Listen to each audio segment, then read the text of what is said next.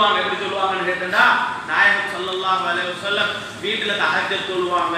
தஹஜ்ஜத் தொழும் போது இரவு நின்று சொல்லுவாங்க ஸல்லல்லாஹு அலைஹி வஸல்லம். அப்ப ஆயிஷா நாய் சொல்லுவாங்களா, யா ரசூலல்லாஹ் இவ்வளவு நின்று வணங்குறீங்க, காலெல்லாம் வீங்கிற அளவுக்கு நீங்க தொழுகிறீங்களே, இல்ல நான் அல்லாஹ்வுக்கு நன்றி உள்ளவனாக இருக்கணும் என்றதுக்காக வேண்டி நான் தொழுகிறேன்.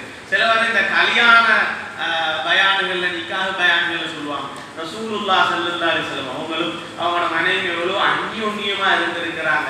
நாயகம் ஸல்லல்லாஹு அலைஹி வஸல்லம் தொழும்போது ஆயிஷா நாய் காலை முன்னால போடுவாங்க, முன்னால க்ரோஸ்ல காலை போட்டு கொண்டிருப்பாங்க. ஸல்லல்லாஹு அலைஹி வஸல்லம் சுஜூது போகும்போது கொஞ்சம் தட்டி விடுவாங்க, தட்டி விட்டா காலை சுருட்டி கொள்வாங்க, ரசூலுல்லாஹ் சுஜூது போவாங்க.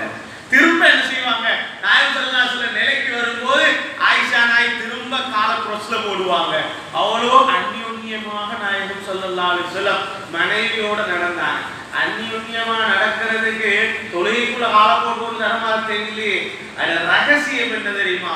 ஒருவர் தொழுதால் மற்றவர் உறங்கும் அளவுக்கு இடமில்லாத வீடு நாயகம் ஸல்லல்லாஹு அலைஹி வஸல்லம். அவ்வளவுதான் இடம் இருக்கு.